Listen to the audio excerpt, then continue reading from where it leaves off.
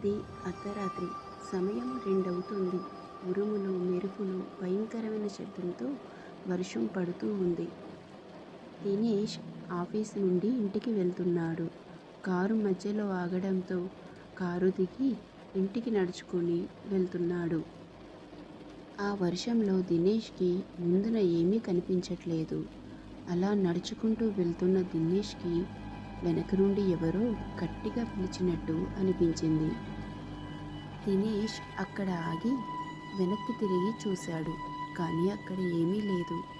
ఏంటి, ఎవరు పిలిచినట్టు అనిపించింది, కానీ ఇక్కడ ఎవరూ లేరే అనుకుని దినేష్ భయంతో పరిగెట్టుకుంటూ వెళ్ళాడు. తన ఇల్లు దగ్గరగా ఉన్న దినేష్కు మాత్రం అనిపిస్తుంది ఆ భయానికి. ఇల్లు చేరుకున్న దినేష్ అలసిపోయి కుర్చీలో కూర్చున్నాడు. కొంతసేపటికి పైనుండి ఏవో శబ్దాలు వినిపించాయి.